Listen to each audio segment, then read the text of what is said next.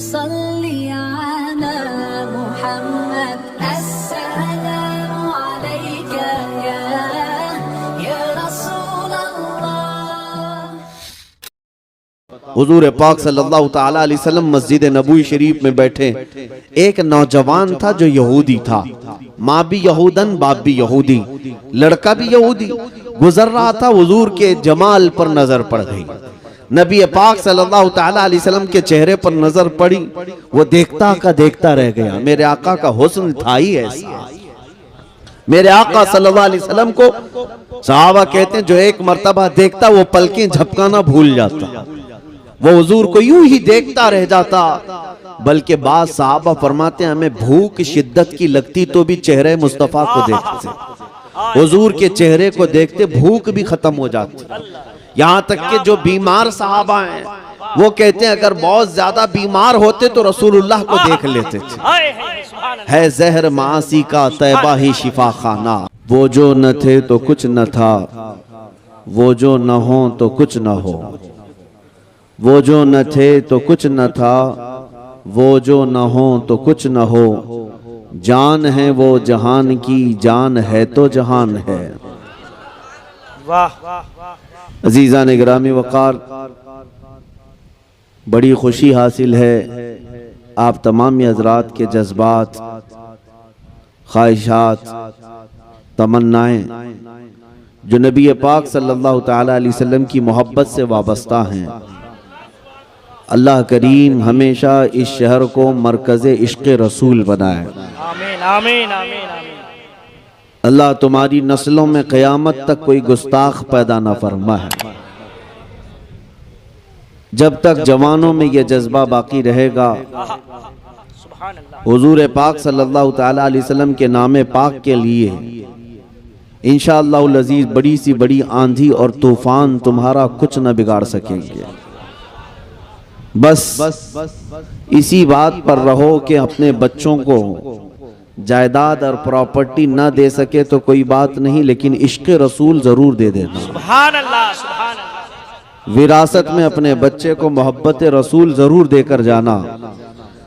कल को अगर तुम्हारा बच्चा फकीर भी रहा, दुनिया अगर उससे पूछे कि तेरे बाप ने क्या कमाया था और तेरे लिए क्या छोड़ा, तो तुम्हारा बच्चा शर्म से सर न झुकाए बल्कि सर उठाकर कहे मेरा बाप मुझे इश्क़ रसूल देकर गया है, मुझे मेरा बाप विरासत में मोहब्बत रसूल देकर गया है। इस बात पर बच्चों को फख्र करना भी सिखाओ, इसलिए कि हमारे पास फख्र करने वाली अगर कोई चीज है तो मेरे मुस्तफ़ा की जात है। अजीज़ान गिरामी वक़ार, नबी पाक सल्लल्लाहु ताला अलैहि वसल्लम की निस्बत पर अगर फख्र ना करें तो फिर किस पर फख्र करें। हमारे पास अब बची कौन सी चीज है? नबी करीम सल्लल्लाहु ताला अलैहि वसल्लम की मोहब्बत, उनके नाम पर मर मिटने का जज्बा, यही दुनिया को आज भी खल रहा है। दुनिया इसी बात से परेशान भी है कि इन लोगों के पास सब कुछ खत्म हो गया, सब कुछ लुट गया, ये बहुत पीछे आ गए। इनसे हमारे से तो हुकूमत छीनी गई, हमारे से हर जगह की हुकूमतें, इक़्तिदार, तख्त सबसे छीना गया, हमसे छीना गया। हम 700 साल तक यहाँ पर बराजमान रहे, स्पेन में 700 साल तक रहे, दुनिया के 3 बड़े बर्रे आज़म पर हमारी हुकूमत जारी रही, लेकिन उन सारे ममालिक से हुकूमत इस्लाम को ख़त्म करके इन कुफ़ार व मुशरिकीन यहूद और नसारा ने हमें टुकड़ों में बांट दिया, फ़िरक़ों में बांट दिया। लेकिन उसके बावजूद आज दुनिया का सबसे पहला टारगेट भी हम ही हैं, जिसको 100 साल से ये लोग मार रहे हैं। हमारी इस जमात को पिछले 100 साल से मारा जा रहा है। फिलिस्तीन को तोड़ तोड़ करके रख दिया गया, शाम, इराक, यमन सब बर्बाद कर दिया गया, अफगान के टुकड़े टुकड़े हो गए। 100 साल से सुपर पावर ताकतें हमारे पीछे लगी हुई हैं, छोटी से लेकर बड़ी तक ताकतें। अगर दुश्मन अपना किसी को समझती हैं वो सिर्फ दाढ़ी वाले को, वो चाहे अमेरिका में हो, यूरोप में हो, इंग्लैंड में हो कि अफ्रीका में हो, मुसलमान निशाने पर है, सब जगह निशाने पर है। कभी आपने सोचा कि जो बिखरी हुई कौम है, टूटी हुई कौम है, हमारे पास कोई ढंग की हुकूमत नहीं, लेकिन फिर क्यों हम निशाने पर हैं? दुनिया आज हमसे खौफजदा क्यों है, परेशान क्यों है? मेरे अजीजों, वही बात है जिसको इकबाल ने कहा था, कुछ बात तो है कि मिटती नहीं हस्ती हमारी। क्या बात है, क्या बात है। कुछ बात तो है कि मिटती नहीं हस्ती हमारी, सदियों रहा है दुश्मन दौरे जमा हमारा, तौहीद की अमानत सीनों में है हमारे, इश्क रसूल की अमानत सीनों में है हमारे, आसान नहीं मिटाना नामो निशा हमारा। यूनान और मिस्र और रोमा सब मिट गए जहां से, बाकी मगर है अब तक नामो निशा हमारा। अजीजा ने गिरामी वकार, कोई चीज तुम्हारे पास आज भी जो बाकी है, जिससे दुनिया खौफजदा है, परेशान है, वो चीज जो बाकी है तुम्हारे पास, वो अपने नबी की मोहब्बत बाकी है, इश्क रसूल की दौलत बाकी है, और इसी दौलत की हिफाजत करते रहना मेरे अजीजों।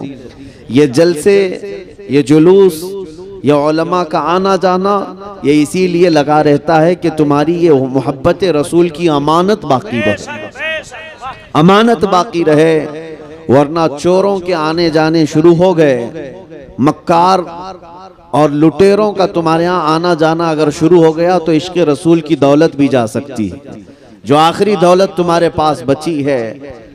इसलिए मैं आपको ये बताना चाहूंगा कि हम हुजूर पाक सल्लल्लाहु ताला अलैहि वसल्लम के नाम पर इतना क्यों मर मिटते हैं? क्यों? इसलिए कि कुरान ने कहा है कि वो रसूल हमसे जान से ज्यादा करीब, बेशक, सुभान अल्लाह, हमसे जान से ज्यादा करीब है। अगर हम आज रब्बे जुल जलाल की इबादत के लिए फजर की अजान में उठ जाते हैं तो ये सदका है रसूलुल्लाह का। बेशक, सुभान अल्लाह। आज अगर हमारे चेहरों पर रौनक है तो ये सदका है रसूलुल्लाह का। हम मुसलमान हैं तो किसकी बदौलत है?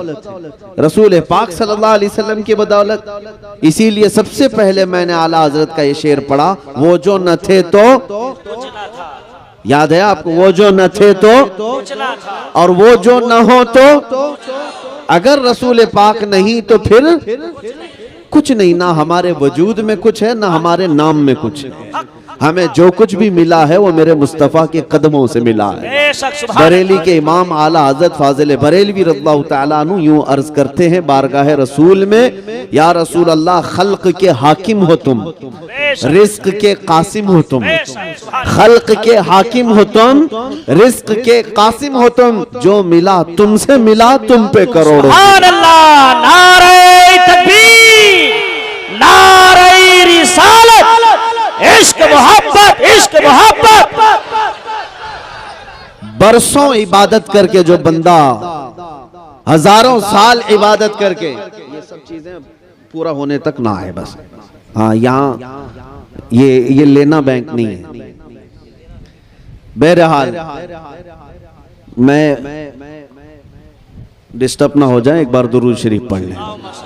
अल्लाहुम्मा सल्ली अला सय्यिदिना मुहम्मद मादनिल जूदी वल करम व आलिहि व अस्हाबिहिल किराम इब्निल करीम बारिक वसल्लम। जिन पर बारिश होनी थी वो तो अब बैठ गए,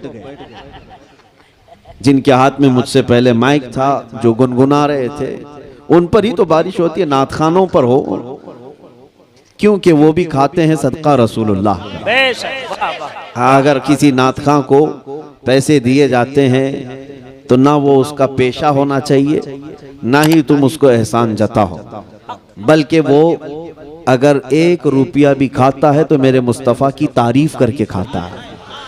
और इसमें कोई ऐब की बात नहीं, इसमें ऐब की बात नहीं, बल्कि हमें हमारे बुजुर्गों ने यूं ही सिखाया है, या रसूल अल्लाह, पीते हैं तेरे दर का और खाते हैं तेरे दर का, पानी है तेरा पानी, दाना है तेरा दाना। हमें तो उस बात पर कोई ऐब नहीं है, और मैं समझता हूँ दुनिया का सबसे पाकीज़ा माल वही है जो मेरे मुस्तफ़ा के नाम पर आया। सुभान अल्लाह। मैं अर्ज ये कर रहा था, रसूल करीम सल्लल्लाहु ताला अलैहि वसल्लम की ज़ाते बाबरकत से मिला है जो कुछ भी मिला, और आज भी आप इस बात को महसूस कर लेना, हजारों साल इबादत करके बंदा वहां नहीं पहुंच सकता जो मेरे मुस्तफ़ा की एक नजर से पहुंचता है।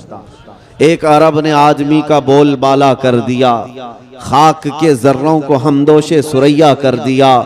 खुद न थे जो राह पर औरों के हादी बन गए, क्या नजर थी जिसने मुर्दों को मसीहा कर दिया। नबी पाक सल्लल्लाहु ताला अलैहि वसल्लम के दरबार की बात निस्बत अगर मुख्तसर भी मिल जाए, वो दुनिया का सबसे अजीम सितारा बन जाता है। जैसे मैं आपको बताऊं, हुजूर पाक सल्लल्लाहु ताला अलैहि वसल्लम के सहाबा जो हैं उनका मकाम क्या है पता है? सहाबा का मकाम ये है, मेरे आका खुद फरमाते हैं, अगर मेरी उम्मत का कोई बंदा ओहद पहाड़ के बराबर सूना खैरात करे, ओहद पहाड़ छोटा नहीं है, 10 किलोमीटर पे फैला हुआ पहाड़ है। एक ही पहाड़ 10 किलोमीटर के सराउंडिंग में फैला है। और नबी पाक सल्लल्लाहु अलैहि वसल्लम फरमाते हैं कि मेरा कोई उम्मती ओहद पहाड़ के बराबर सोना खैरात करे और मेरा कोई सहाबी जौ के दाने के बराबर खैरात करे तो भी बराबर नहीं हो सकता। सुभान अल्लाह। वो उम्मती सहाबी की उस खैरात तक नहीं पहुंच सकता। सहाबा का वो मकाम है। सरकार गौसे पाक रदी अल्लाह ताला अन्हु से मनकूल और बाज दीगर अइम्मा इकराम से मनकूल ये बात है, सहाबा का मकाम क्या है? तो फरमाया गया, जो सहाबी हुजूर सल्लल्लाहु ताला अलैहि वसल्लम के साथ जिहाद में जाया करते, जिस घोड़े पर बैठ करके वो जाते, उस घोड़े के टाप के नीचे से जो धूल उड़ती थी, उस धूल तक भी गौस का मकाम नहीं है। गौस भी वक्त का उस धूल तक नहीं पहुंच सकता जो सहाबी रसूल घोड़े पर बैठकर जाते थे। यह मकाम सहाबा का है। क्यों मिला सहाबा को ये मकाम? क्यों है? सिर्फ और सिर्फ सोहबत रसूल की बुनियाद। वो निस्बत रसूल है जो उन्हें दुनिया में सबसे मुमताज करती है, सबसे आला करती है। उम्मत का कोई गौस हो, कोई कुतुब हो, कोई किसी भी किस्म का बड़ा सा बड़ा फकीह हो, वो रसूल पाक के सहाबी के मकाम को नहीं पहुंच सकता। प्लस मैं आपको एक हैरत अंगेज बात बताऊं, हुजूर पाक सल्लल्लाहु ताला अलैहि वसल्लम मस्जिद नबवी शरीफ में बैठे, एक नौजवान था जो यहूदी था, माँ भी यहूदन बाप भी यहूदी, लड़का भी यहूदी, गुजर रहा था, हुजूर के जमाल पर नजर पड़ गई। नबी पाक सल्लल्लाहु ताला अलैहि वसल्लम के चेहरे पर नजर पड़ी, वो देखता का देखता रह गया। मेरे आका का हुस्न था ही ऐसा। मेरे आका सल्लल्लाहु अलैहि वसल्लम को सहाबा कहते हैं, जो एक मर्तबा देखता वो पलकें झपकाना भूल जाता, वो हुजूर को यूं ही देखता रह जाता। बल्कि बाद सहाबा फरमाते हैं, हमें भूख शिद्दत की लगती तो भी चेहरे मुस्तफा को देखते, हुजूर के चेहरे को देखते भूख भी खत्म हो जाती। यहाँ तक कि जो बीमार सहाबा हैं वो कहते हैं, अगर बहुत ज्यादा बीमार होते तो रसूलुल्लाह को देख लेते थे। है जहर मासी का तैबा ही शिफा खाना। अजीजा ने गिरामी वकार, वो यहूदी नौजवान नबी पाक सल्लल्लाहु ताला अलैहि वसल्लम के चेहरे पाक को देखा तो देखता रह गया और दरवाजे के पास खड़ा रहा। चूंकि यहूदी था, अंदर तो आया नहीं, खड़ा रहा, शाम हो गई और उसके बाद घर चला गया। आज एक दिन था, दूसरे दिन फिर उसने इरादा करके देखना शुरू किया, तीसरे दिन से तो उसका मामूल बन गया कि वो काम काज पे नहीं जाता, सीधे आकर मस्जिद के बाहर खड़ा होता और चेहरे रसूल को ताकता रहता था, सिर्फ टकटकी बांधकर देखता रहता था। किसी ने जाकर उसके माँ बाप को शिकायत कर दी कि तुम्हारा बेटा तो मोहम्मद का दीवाना हो गया, तुम यहूदी हो, तुम्हारा बेटा उनका दीवाना हो गया, मोहम्मद सल्लल्लाहु ताला अलैहि वसल्लम को ही देखता रहता है। माँ बाप को जब ये बात पता चली तो बेटे को डांटा डपटा और फिर जब वो नहीं माना तो मारा भी, बहुत उसको ज़ज्र तौबीख किया। और उसके बाद मेरे अजीजों, ये इश्क रसूल की ये आदत है ही ऐसी जिसको आला हज़रत फरमाते हैं, जान है इश्क मुस्तफ़ा, रोज फजू करे खुदा, जिसको हो दर्द का मजा नाजे दवा उठाए क्यों, फिर के गली गली तबाह ठोकरे सबकी खाई क्यों, दिल को जो अक्ल दे खुदा तेरी गली से जाए क्यों। नबी पाक सल्लल्लाहु ताला अलैहि वसल्लम को देखना वो छोड़ता नहीं था। माँ बाप को शिकायत की गई। एक दिन बाप यहूदी आया और देखा अपने बेटे को कि यहीं खड़ा रहता है, आकर के अपने बेटे को गिरफ्तार किया और घर ले गया और जंजीरों से बांध करके उसको कैद कर दिया। कहा, आज के बाद ना तू घर से बाहर निकलेगा, ना मोहम्मद को देखेगा, ना मस्जिद के बाहर जाएगा, ना कहीं उनकी जियारत करेगा। और उसको जो ये सजा मिली, ये सख्त तरीन सजा होती है। एक आशिक रसूल के लिए सबसे बड़ी सजा उसके रसूल से दूर कर देना, नबी पाक सल्लल्लाहु ताला अलैहि वसल्लम से दूर करना। आज दुनिया भी देखें हमें जो सबसे बड़ी सजा दे रही है, वो क्या सजा दे रही है? हमारे बच्चों को मार करके नहीं, हमारी औरतों को नीलाम करके नहीं, बल्कि सबसे ज्यादा बड़ी सजा आज हमें जो दी जा रही है वो हमारे मुस्तफा की शान में तौहीन करके। क्योंकि हमें पता, उन्हें पता है ये मुसलमान अगर बिलकता है, तड़पता है, तो किसी और बात पे नहीं, अपने नबी की बेइज्जती पर तड़पता है, अपने नबी के अपमान पर तड़पता है। दुनिया आज भी जानती है, इसीलिए मेरे नबी पाक को निशाना बना करके ये गुस्ताखियां करती है और हमें बार बार कलेजा जलाया जाता है। एक आशिक रसूल को दुनिया इसी तरह तड़पाती है। उस यहूदी नौजवान को इस्लाम लाया हुआ नहीं है, ईमान लाया हुआ नहीं है, लेकिन दिल से मेरे मुस्तफा पर फिदा था। माँ बाप कैद करके रखे हैं, जंजीरों में बांध कर रखे हैं, लेकिन हुआ क्या, चंद दिनों की कैद के बाद वो नौजवान बीमार पड़ गया। ऐसा बीमार कि अब उठने फिरने की ताकत नहीं थी। अब माँ बाप ने जंजीरें खोल दी, इलाज शुरू कर दिया। जब बड़े बड़े हकीम आए, इलाज से आजिज आ गए, सब थक गए और कहा इसकी बीमारी न पकड़ में आती है, न इलाज सही हो पाता है। यहां तक वक्त आ गया कि बड़ा हकीम आया और उसने नब्ज पकड़ करके कहा, ऐ लोगों, तुम्हारा बेटा चंद दिनों का नहीं बल्कि चंद लम्हों का मेहमान रह गया। ये अब दुनिया से जाने वाला है, इसका कोई इलाज नहीं, ये मौत की वादी में जा रहा है। अकलौता बेटा था, माँ बाप का कलेजा दहल गया कि हमने अपने बेटे के साथ क्या कर दिया, हमने अपने हाथों अपने बेटे को मार दिया। अफसोस तो था, गम तो था, लेकिन मजहब पर शिद्दत से अमल करते थे। यहूदी कट्टर थे, मानने को तैयार नहीं थे। आखिर में माँ का दिल पसीज गया। माँ ने अपने बेटे से आकर के कहा, बेटा तू क्यों अपने आप को इस मुसीबत में मुब्तला कर लिया? देख तेरा जिस्म पीला पड़ गया, अब तेरे हाथ पैर उठने के काबिल नहीं, तू मरने के करीब आ गया। बता तू चाहता क्या है? वो नौजवान जो मौत की वादी में जा रहा था, हमेशा के लिए अब आंखें बंद करने वाला था, माँ की आवाज कानों में आई तो बेटे ने कहा, एक बार मोहम्मद अरबी को देखना चाहता हूं, एक बार मोहम्मद रसूलुल्लाह को देखना चाहता हूं। माँ बाप का दिल पसीज गया, रहम आ गया, तरस आ गया। कहा वैसे भी मरने वाला है, इसको एक बार इसके माशूक, इसके महबूब को दिखा दिया जाए, जियारत करा दी जाए। बाप आया मस्जिद नबवी, नबी पाक सल्लल्लाहु ताला अलैहि वसल्लम सहाबा के साथ बैठे थे, फजर के बाद का वक्त था। आकर के दरवाजे से उसने पुकारा, हुजूर तशरीफ लाए। कहा मेरा बेटा आपका दीवाना है, आपकी मोहब्बत में ऐसा वारफ्ता है कि हमने उसे कैद में रखा लेकिन वो न माना, उसे हमने मार तोड़ किया, वो न माना, लेकिन आज हालत ये आ गई कि मेरा बेटा दुनिया से जाने वाला है, मौत की वादी में जा रहा है, लेकिन उसकी ख्वाहिश है कि मरने से पहले वो एक बार आपको देखना चाहता है। अगर आप बुरा ना समझे तो मेरे घर तशरीफ लाएं, मेरे बेटे को एक बार अपना जलवा दिखा दीजिए। अपने बेटे के लिए वो इल्तिजाएं करता रहा। नबी मुकर्रम सल्लल्लाहु ताला अलैहि वसल्लम सहाबा से कहते चलो हमारे उस आशिक को देखने के लिए उसके घर चलते हैं। नबी पाक सल्लल्लाहु ताला अलैहि वसल्लम चल कर के आए। यहूदी का घर है, माँ भी यहूदन, बाप भी यहूदी, बेटा बिस्तर पर पड़ा हुआ है, मौत करीब है। जैसे ही नबी पाक घर में दाखिल हुए, खुशबू से घर महक गया। बिस्तर पर उसे अंदाजा होने लग गया कि जाने जाना तशरीफ ला रहे हैं, रूह कायनात तशरीफ ला रहे हैं। उसने ताकत और कुव्वत को जमा किया, आंखें उठाकर देखा, सामने आफताबे रिसालत है, सामने महताबे रिसालत है। नबी पाक सल्लल्लाहु अलैहि वसल्लम जैसे ही सिराने के पास आए, पूरी कुव्वत के साथ वो अपने बिस्तर से उठकर बैठ गया। नबी पाक सल्लल्लाहु ताला अलैहि वसल्लम ने चेहरे के नीचे हाथ दिया और उठा करके बिठाया और फरमाया कि ए नौजवान, अब देर किस बात की? जब तेरा दिल मेरे नाम से धड़कता है, जब तेरे अंदर मेरे नाम की मोहब्बत है, तो देर किस बात की? क्या अभी कलमे तैयबा पढ़कर मुशर्रफ इस्लाम नहीं होना चाहता? उस नौजवान ने कहा, आका देर किसी बात की नहीं, बस बात इतनी थी कि आप सामने हो और मेरे लब खुलते चले जाएं।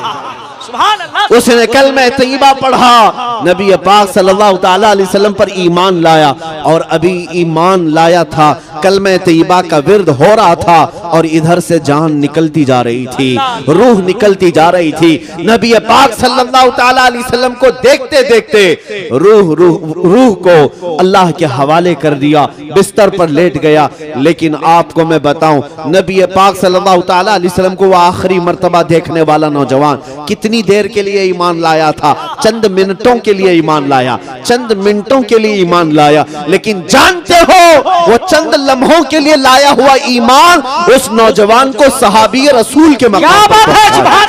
वो सहाबी रसूल के मकाम पर पहुंच गया, और उस मकाम पर पहुंचा। देखो, जिंदगी में एक नमाज पढ़ने का वक्त भी नहीं आया, ज़कात देने का वक्त भी नहीं आया, रोजा रखने का वक्त भी नहीं आया। इधर ईमान लाया, उधर वफात हो गई, लेकिन मकाम कौन सा पाया? वो मकाम पाया जहां दुनिया का कोई गौस भी उसके कदम तक नहीं पहुंच सकता। वाह वाह वाह वाह वाह। नारे तकबीर, नारे रिसालत, अज़मते सहाबा, अज़मते सहाबा, मसलके आला हज़रत, बस्ती बस्ती करिया करिया। इसीलिए आला हज़रत ने फरमाया, या रसूल अल्लाह, जो मिला तुमसे मिला, जो मिला तुमसे मिला। तुम पे करोड़ों दुरूद। जिन सहाबा को मकामात उलिया मिले, वो किसकी वजह से? रसूलुल्लाह की वजह से, मेरे मुस्तफा की बदौलत। और अगर आज कोई ये कहता है कि मुल्के शाम फतह हुआ, इराक फतह हुआ, यमन फतह हुआ, मिस्र फतह हुआ, ये बड़े बड़े ममालिक सहाबा इकराम की मेहनतों से तो फतह हुए, लेकिन कभी भी सहाबा ने नहीं कहा कि हमने अपनी ताकत की जौलानियों से जमीनों को कब्जा किया है, बल्कि हर सहाबी का नारा यही था, जो मिला रसूलुल्लाह से मिला। हम आज जिस मकाम पर हैं वो मेरे मुस्तफा की बदौलत है। इसीलिए नौजवानों, फख्र करना सीखो। किस बात पर फख्र करोगे? इस बात पर फख्र करो कि मैं रसूलुल्लाह का अदना गुलाम हूं, मेरी निस्बत मेरे मुस्तफा से है। दुनिया को दिखाने के लिए तुम दाढ़ियां छिलवा देते हो, दुनिया को दिखाने के लिए तुम टोपियां छुपा देते हो, ये सोचते हो कि दुनिया पता नहीं हमें आतंकवादी ना कह दे, दुनिया हमें टेररिस्ट ना कह दे, दहशतगर्द ना कहे, इसलिए हम सेकुलर बन करके जिएंगे। अब तो लोग ऐसे नाम भी रखने लग गए कि पहचान में ना आए कि मुसलमान है कि कौन है। लोग इस तरह जीने की आदत डालते हैं। मैं कहता हूं, ए बुज़दिलो, कब तक इस तरह छुप छुप करके जियोगे? जीना है तो मेरे मुस्तफा के नाम पर खुल करके जियो। शहीद टीपू सुल्तान शेर मैसूर ये फरमाया करते थे कि शेर की एक दिन की जिंदगी गीदड़ की 100 साल जिंदगी से बेहतर है। 100 साल गीदड़ बन करके रहने से बेहतर है एक दिन शेर की जिंदगी गुजार कर जाओ। जीना है तो मेरे मुस्तफा की निशानियों के साथ जियो, हुजूर के अखलाक के साथ जियो। तुम्हें किस बात की शर्म है, किस बात का ऐब है? तुम ये समझते हो कि रोजी नहीं मिलेगी, नौकरी नहीं मिलेगी, लोग ताना देंगे, मुल्ला मौलवी कहेंगे, तो फिर नबी का नाम क्यों लेते हो? मोहब्बत का नारा लगाते क्यों? उस रसूल से अगर सच्ची मोहब्बत है तो उनके अखलाक और आदत से भी मोहब्बत करो, उनके किरदार से भी मोहब्बत करो। ऐसा नहीं है कि सिर्फ जुबान से नारा लगाते रहें और उनका कोई अमल तुम्हें पसंद ना हो। मैं आपको बताऊं, आपने नाम सुना है सैफुल्लाहिल मसलूल खालिद बिन वलीद रदियल्लाहु ताला। कौन है? रसूल पाक के वो सहाबी जिनको खुद रसूलुल्लाह ने फरमाया ये अल्लाह की लटकती हुई तलवार है। कौन? सैफुल्लाह खालिद बिन वलीद। आपको मैं बताऊं, उन्होंने अपनी जिंदगी में 125 जंगें लड़ी। कितनी?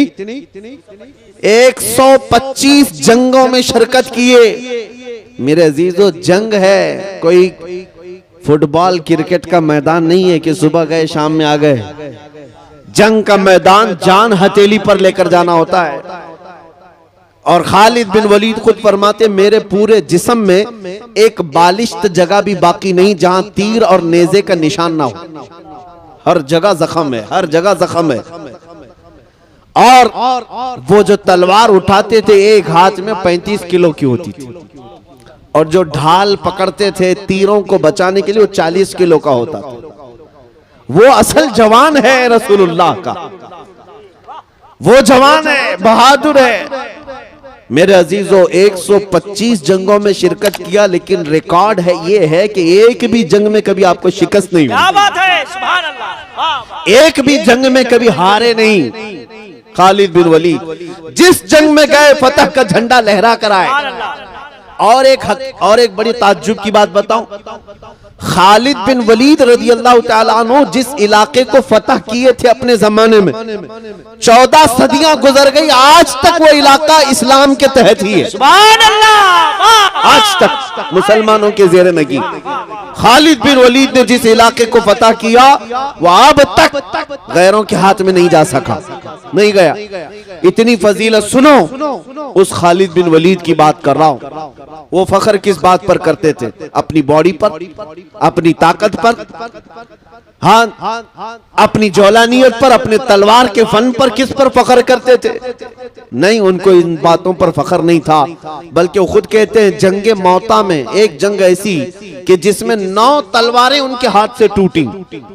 एक तलवार टूटती, दूसरी उठाती, दूसरी के बाद तीसरी, तीसरी के बाद चौथी, 9 तलवारें टूटी, मैदान छोड़कर कभी भागे नहीं, वो लड़ते रहे। हजरत खालिद बिन वलीद फरमाते मैं शहादत के शौक में जाता था, लेकिन कभी मौत मैदान जंग में नहीं आई, नहीं आई। एक जंग के मैदान में ऐसा हुआ कि बड़े बड़े पहलवान सामने तलवार लहराते आ गए आपकी गर्दन के पास। 4 बड़े बड़े पहलवान आए, आप लड़ ही रहे थे कि अचानक आपका अमामा गिर गया, सर से अमामा गिर गया। अब होना क्या चाहिए? जंग के तरीकों में यही है कि पहले दुश्मन का मुकाबला करो, बाद में अपनी चीजें उठाओ। लेकिन खालिद बिन वलीद ने सामने खड़े हुए किसी काफिर की परवाह न की, अमामा उठाने के लिए चल पड़े। बड़े बड़े पहलवान सामने तलवार लेकर खड़े हैं, आप उनकी तरफ नहीं देख रहे थे, अमामा शरीफ उठाना है। अपनी टोपी अमामा उठाने के लिए भागे और जल्दी से जाकर भागकर उठा लिए। इतनी देर में तो वो गर्दन अलग कर सकते थे, लेकिन सब हैरत में रह गए। सबों ने तलवार नीचे कर ली। ये हरकत एक आम फौजी भी नहीं करता, एक आम सिपाही भी नहीं करता। खालिद बिन वलीद तो सिपह सालार है, ऐसी हरकत कैसे कर सकते हैं? तो उन काफिरों ने पूछा खालिद बिन वलीद से, ये क्या हरकत तुमने किया? एक छोटा फौजी भी नहीं करता ऐसी हरकत। तुम बड़े सिपह सालार होकर जंग में जब दुश्मन तेरी गर्दन पर तलवार ताने खड़ा है, अपनी गर्दन बचाने की बजाय तुम पगड़ी बचाने चल पड़े, तुम अपना अमामा उठाने चल पड़े। खालिद बिन वलीद ने जो जवाब दिया मेरे अजीजों, यही सहाबा का मसलक था। उन्होंने कहा है जालिमों, तुम क्या समझते हो खालिद बिन वलीद अपने ताकत के बलबूते फतह हासिल करता है, अपनी जवानी के बलबूते जंगों को जीतता है? नहीं। सुनो, बात दरअसल ये है कि ये अमामा सिर्फ अमामा नहीं, इसके अंदर मेरे मुस्तफा के 3 मुँह मुबारक रखे हैं। इसके अंदर रसूलुल्लाह के 3 बाल मुबारक हैं। और मेरा यकीन यही है, मैं अपनी ताकत के बलबूते नहीं जीतता, बल्कि जिस जंग में भी मुझे फतह मिलती है वो रसूलुल्लाह के मुँह मुबारक की बदौलत। निस्बत पर उन्हें नाज था, उन्हें फख्र इसी बात पर था। इसी को आला हजरत ने क्या फरमाया, या रसूल अल्लाह जो मिला तुमसे मिला, तुम पे करोड़ों दुरूद। खल्क के हाकिम हो तुम, रिज्क के कासिम हो तुम, जो मिला तुमसे मिला, तुम पे करोड़ों दुरूद। इसीलिए मैंने आज देखा है इज्जत उसी की है जो रसूलुल्लाह का दीवाना है, जो मेरे मुस्तफा का परवाना है, उसे दुनिया नहीं भूलती। आज देखे बंगाल की इस वादी में मैं बैठा हूँ, यहाँ पर शायद मैं पहली मर्तबा आया, लेकिन आते साथ 100 साल पहले गुजरे हुए बुजुर्ग जिनका नारा कसरत से लगता है वो कोई और नहीं, वो इमाम इश्क व मोहब्बत आला हजरत की जात है। आज हर बच्चा, हर जवान इश्क मोहब्बत आला हजरत क्यों पुकारता है, क्यों नारे लगाता है? इसलिए नहीं कि वो बहुत बड़े नेता थे, इसलिए नहीं कि वो बड़े जमींदार थे, इसलिए नहीं कि उन्होंने लोगों में पैसा बहुत बांटा है, इसलिए हर बच्चे की जुबान पर आला हजरत का नारा है कि उस आला हजरत ने अपनी जिंदगी मेरे मुस्तफा के नाम पर वक्फ की थी। और उन्होंने दुनिया को ये सिखाया था, उन्होंने दुनिया को ये सिखाया था कि जीना हो तो है लोगों ऐसे जियो कि हुजूर को पुकार कर यूं कहो, या रसूल अल्लाह चमक तुझसे पाते हैं सब पाने वाले, मेरा दिल भी चमका दे चमकाने वाले, क्या मेरा दिल भी चमका दे चमकाने वाले। उस आला हजरत ने जो इश्क रसूल का दर्स दिया, इसलिए मौला करीम ने आज ना उनका नाम मिटने दिया है, ना उनका कलाम मिटने दिया। बेशक बेशक। हाँ, वो बुजुर्ग आज हमारे मजमों में जिंदा है। आज मुजाहिदे मिल्लत को कसरत से याद किया जाता है। क्या कहने बंगाल की खाड़ियां, उड़ीसा की वादियां मुजाहिदे मिल्लत के कदम कदम को याद करती हैं। क्यों? क्या उस मुजाहिदे मिल्लत ने बहुत बड़ा महल बना लिया था? क्या उस मुजाहिदे मिल्लत ने कोई बहुत बड़ी हुकूमत बना ली थी? उस मुजाहिदे मिल्लत ने अपनी जिंदगी में अगर कुछ किया है तो इन भोले भाले सुन्नियों के दिलों को इश्क रसूल से गरमाया है, मोहब्बत मुस्तफा में जीना सिखाया है, तड़पना सिखाया है। बल्कि बंगाल और उड़ीसा की खाड़ियों और वादियों में बसने वाला हर मुसलमान इस बात को याद रखे, तुम मुजाहिदे मिल्लत के पड़ोसी हो। मुजाहिदे मिल्लत ने यह दर्स भी दिया, क्या है मुसलमानों, दुनिया अगर तुम्हें कैद करने से डराती है, जेल की सलाखों में डालने से डराती है, तो डरना नहीं बल्कि मुझे देख लेना, खुशी से हथकड़ियां पहन लेना। इसलिए कि अगर नामे मुस्तफा पर हथकड़ियां पहनाई जाए तो उन बुजुर्गों ने कहा ये हथकड़ियां नहीं है, ये मेरे मुस्तफा की मोहब्बत के कंगन है। नारे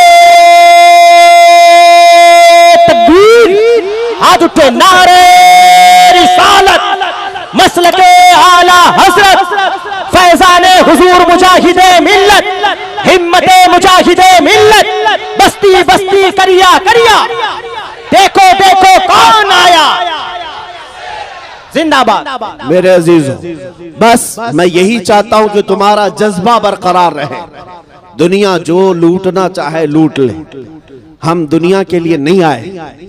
हमें हमारे मुस्तफा करीम सल्लल्लाहु अलैहि वसल्लम ने इरशाद फरमाया, अद-दुनिया सिजनुल लिल मुमिनीन, दुनिया मोमिनों के लिए कैद खाना है। कैद खाने में कितना जी सकते हो, कितना ऐश कर सकते हो।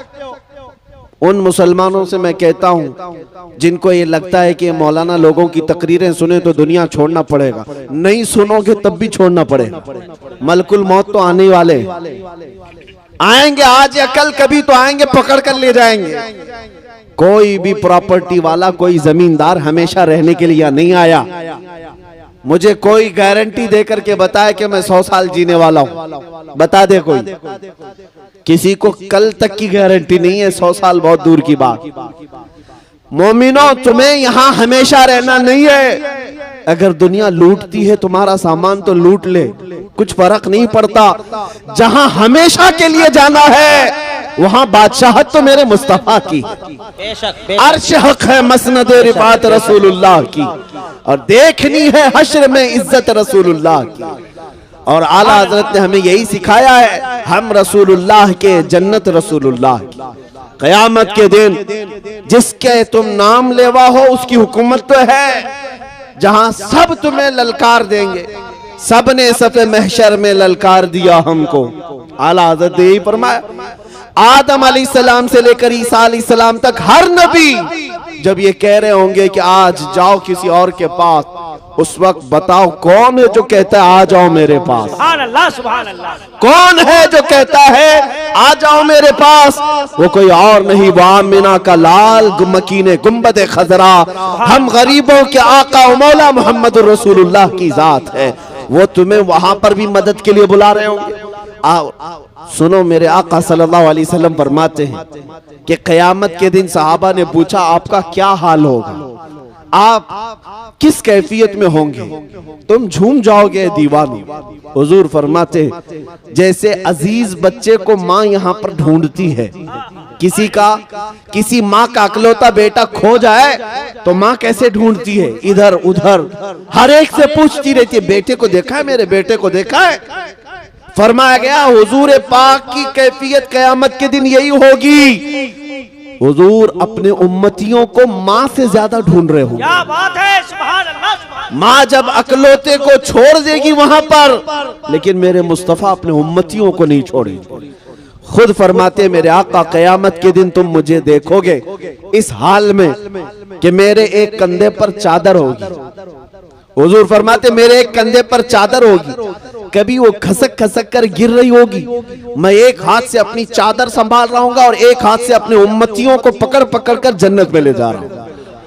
जो नबी सल्लल्लाहु ताला अलैहि वसल्लम कयामत के दिन एक एक हाथ से पकड़ पकड़ कर कभी हौज़े कौसर पर ले जा रहे हैं, कभी मीज़ान अमल के पास आकर खड़े होकर के हमारे आमाल को भारी कर रहे हैं, कभी जन्नत की तरफ ले जाने के लिए मदद कर रहे हैं। तो मुझे बताओ उस रसूल के गुण ना गाएं तो फिर किसके गुण गाएं?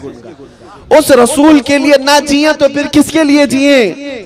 दुनिया में तुम जिसकी जय विजय करते घूमते हो, ये पार्टियां आज हैं कल चली जाएंगी। इनका हाल ये है कि हमने देखा है जो नेता बेचारे पार्टियों में 40-40 साल उनकी जूतियां उठा उठा कर घूमते थे, अब बूढ़े हो गए तो पार्टियों ने उन्हें भी साइड लगा दिया, कहा अब तुम्हारी जरूरत नहीं, अब तुम्हारी जरूरत नहीं है।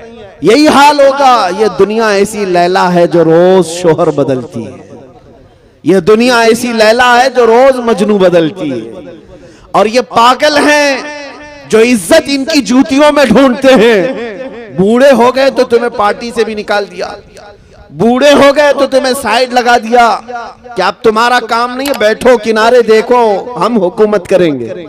लेकिन हमने देखा है जिसने मेरे मुस्तफा के कदमों में अपनी जिंदगी निछावर की, हुजूर के दामन से जो वाबस्ता हुआ, वो जिंदगी में जितना बूढ़ा होता है उतनी इज्जत बढ़ती है, जितना बूढ़ा हो जाए इज्जत बढ़ती जाती है। मुझे बताओ ऐ नौजवानों, क्या उम्र के 75वें साल में जब ताजु शरिया की उम्र पहुंची तो क्या उनको किसी ने साइड बैठने का हुक्म दिया? बल्कि हर दिन ऐसा था कि उन पर टूट पड़ने वाले परवानों की कसरत होती ही जाती थी। क्यों? ये दामने मुस्तफा से जो वाबस्ता होता है उसकी इज्जत में कमी कभी नहीं आती, कभी नहीं आती, बढ़ती ही जाती है, बढ़ती ही जाती है। और इसमें कम का कोई तस्वुर नहीं। कम वहां है जहां दुनिया की जूतियां उठाओगे, इसको उसको राजी करने की कोशिश करते रहो।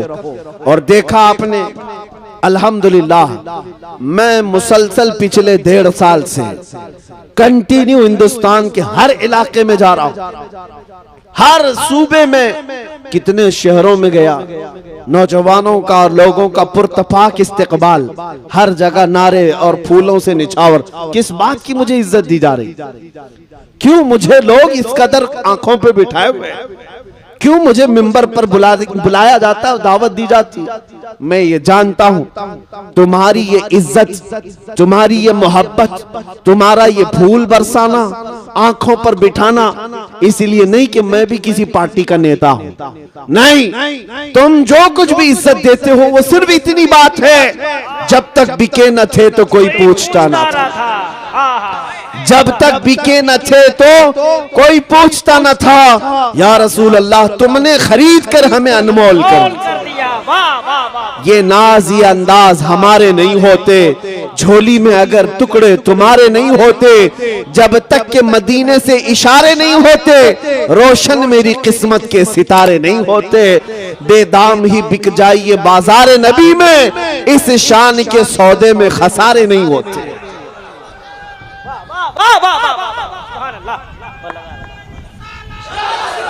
भाई मुफ्ती साहब को मैंने देखा है लाखों के जलसे में, लाखों के मजमे में, अल्हम्दुलिल्लाह।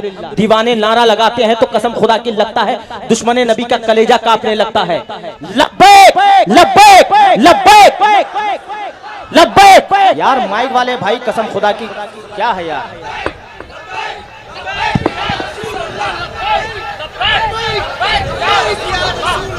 बहुत बेहतर मेरे अजीजों, ये जो है सिर्फ नारा ही नहीं है बल्कि ये तो एक वजीफा भी है।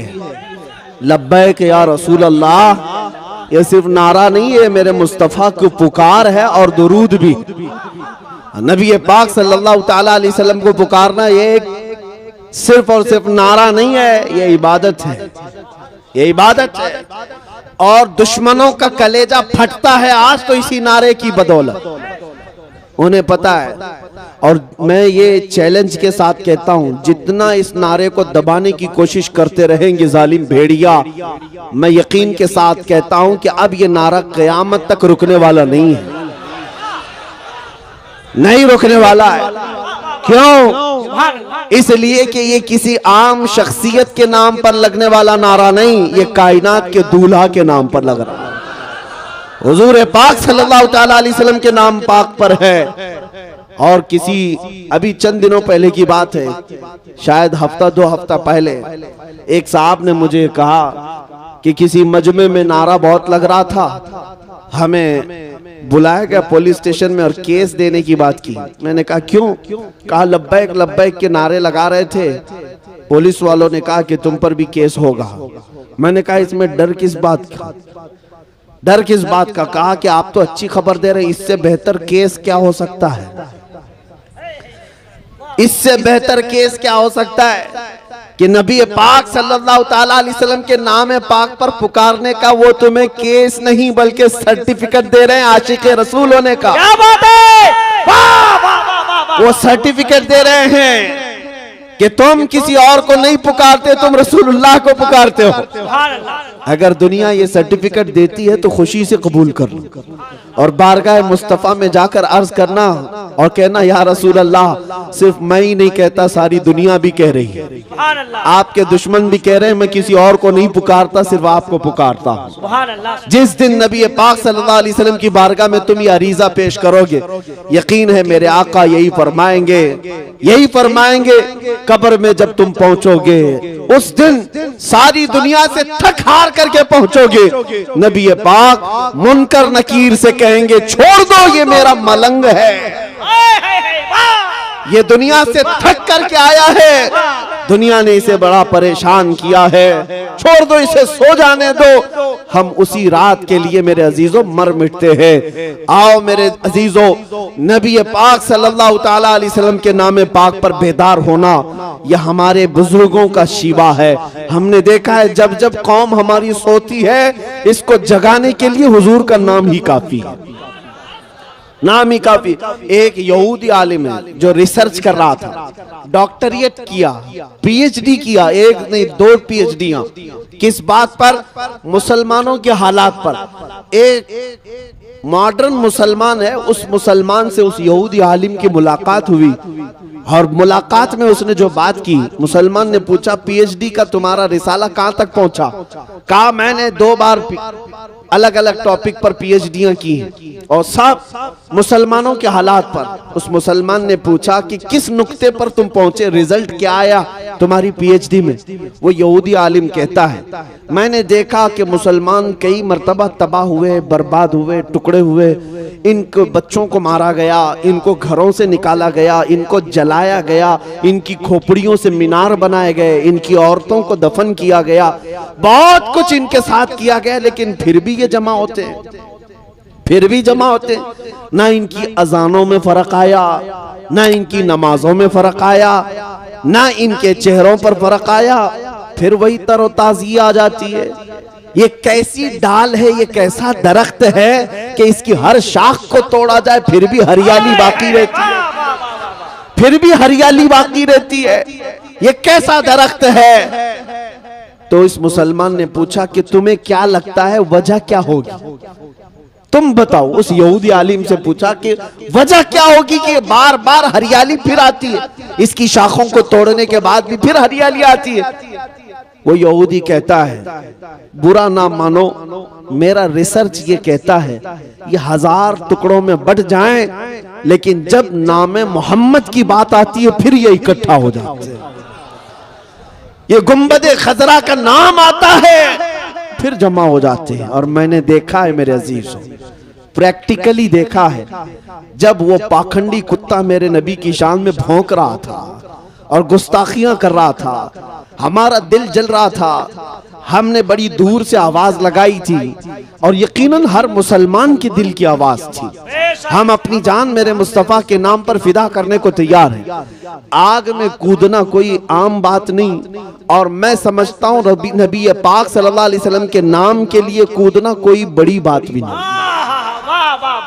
बड़ी बात भी नहीं हुजूर के नाम पर। और ना ही हम अपनी कोई करामत और ना ही कोई अपने करिश्मे दिखाना चाहते हैं, बल्कि हम तो ये चाहते हैं मरना है तो मर जाएं उस नाम पाक पर, कोई बात नहीं, मरना है तो मर जाएंगे।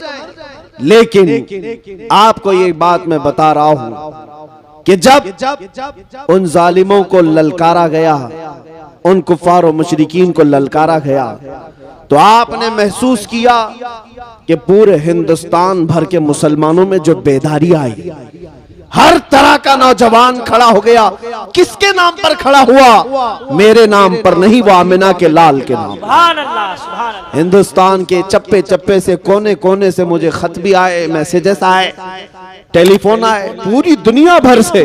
अब मैं आपको बताऊं तो हैरत होगी, हमारा जिनसे कोई फिक्री ताल्लुक ही नहीं, उन जमातों के भी बड़े बड़े सरदार, दूसरे मकतबे फिक्र से ताल्लुक रखने वाले बड़े बड़े उलमा, वो सब जिनसे हमारा शदीद तरीन इख्तिलाफ है, उन लोगों ने भी कहा मौलाना आप बरेलवी हो, हमें पता है आप बरेलवी, हमें पता है हमारा आपसे बड़ा इख्तिलाफ है, लेकिन जिस नाम की इज्जत के लिए आप खड़े हैं, आप पीछे मुड़कर देखेंगे तो हमारी जमात भी खड़ी है।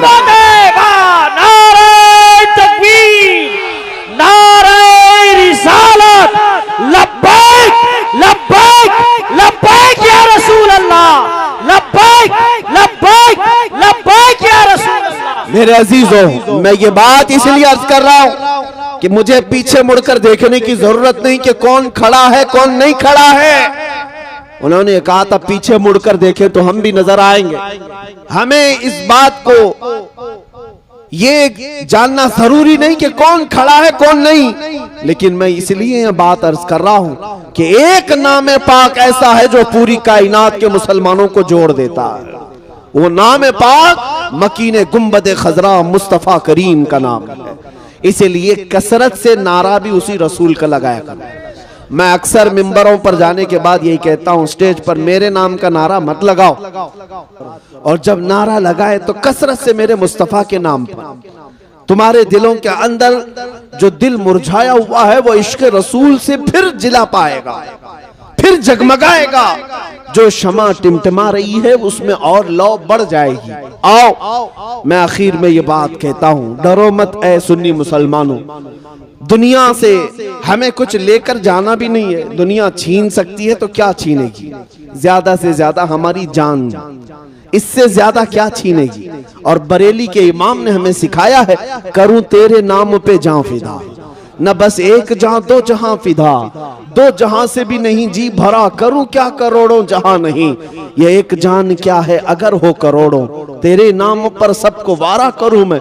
तुम्हें पता है हम जब कब्रिस्तान जा रहे होंगे हमारी कैफियत क्या होती है पता है आपको? आपके यहाँ मैयतों को नहलाया जाता है, नहलाया जाता है, साफ सफेद नया कपड़ा पहनाया जाता है। ईद बकरीद में जैसा कपड़ा पहनता था, हदीस में मिलता है कि उस कीमत का कपड़ा मुर्दे को पहनाओ, उतनी कीमत का जो वो ईदों में पहना करता था। अच्छा कफन पहनाओ और उसे खुशबू लगाओ, इत्र लगाओ, और उसको फिर हम सजा करके ले जाते हैं, सजा कर ले जाते हैं। हमारे जनाजे जाते भी हैं तो ऐसा लगता है कोई दूल्हा जा रहा है। उसके जनाजे पर फूल भी डाले जाते हैं, इतने फूलों की बरसात होती है।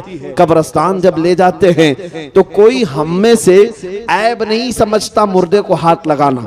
वो दूसरों के यहाँ है, वो नाक पकड़ करके आते हैं मुर्दा देखने के लिए। अपने ही मुर्दों को देखने के लिए नाक मुंह दबा करके आते हैं, कोई छूते नहीं। लेकिन हम में से हाल ये है कि हम अपने मुर्दों को अपने हाथों से नहलाते हैं, अपने हाथों से पहनाते हैं, और कब्रिस्तान में उतारने के लिए हर कोई आगे बढ़ता रहता है कि मैं पकड़ूं, मैं पकड़ूं। कोई ये नहीं देखता कि मेरा रिश्ता इससे क्या है। हर एक उसकी इज्जत कर रहा होता है। और नहलाने में जानते हैं एक बात बार बार कही जाती है, अरे आहिस्ता से करो, आहिस्ता से करो, उसे तकलीफ ना होने पाए, उसे धीरे धीरे करो। बहुत ज्यादा गर्म पानी भी ना नहलाओ, बहुत ज्यादा ठंडा पानी भी ना नहलाओ। ये हमारे मुर्दों की इतनी इज्जत क्यों है, या हमें मरने के बाद इतनी इज्जत क्यों है? कभी सोचते हो ऐ सुन्नी मुसलमानों, तुम्हें अगर जनाजे में ले जाया जाता है, एक आदमी दो आदमी नहीं उठाते, चार चार पांच पांच लोग उठाते हैं। अरे इधर भी हाथ लगा लो, इधर भी हाथ लगा लो, कहीं उसका हाथ पैर इधर उधर ना हो जाए, मुर्दे का पेट ना दब जाए। हम कितना एहतियात करते हैं, कितना ख्याल करते हैं। मैंने कब्रिस्तान में देखा है, मुर्दे को कब्र में उतारने के लिए भी इतना एहतियात किया जाता है। चार इधर खड़े हैं, चार उधर खड़े हैं, दो नीचे उतरे हुए हैं, कोई सीने से लगा करके उतार रहा है, कोई कपड़ा पकड़ करके उतार रहा है। क्यों एक मरे हुए के लिए इतनी इज्जत है? बुजुर्गों से हमने पूछा था, उसे नहलाया भी गया, पहनाया भी गया, और खुशबू भी लगाई गई, फूल भी डाले गए, और सारे लोग उसकी आओ भगत में लगे हैं। क्या बात है? बुजुर्गों ने फरमाया, ऐ मेरे बच्चे, क्या तुझे पता नहीं, आज ये जा रहा है कब्र में दीदारे मुस्तफा के लिए, आज ये जा रहा है कब्र में रसूलुल्लाह को देखने के लिए। इसकी जो इज्जत है वो यूं ही नहीं, इसलिए कि तुम अब अभी अगर उसके कब्र की तख्तियां बंद करके आओगे, इधर ये आंख खोलेगा, उधर जलवे रसूल को देखेगा। मेरे अजीजों, हमें मरने का भी डर नहीं, इसीलिए मैं ये सुना रहा हूं। मोमिन को मौत का खौफ ना हो, मोमिन मरता है, उसे यकीन है कि मेरे मुस्तफा के कदमों में जाऊं। और कब्र में जाने के बाद एक आशिक रसूल क्या कहता है? हुजूर ताजुश शरिया बदरुत तरीका रहमतुल्लाह ताला अलैह अर्ज करते मेरे आका की बारगाह में, या रसूल अल्लाह, मैं मरूं तो मेरे आका ये मलाइका से कहना, मैं मरूं तो मेरे आका ये मलाइका से कहना, इसे कोई मत जगाना, अभी आंख लग गई है।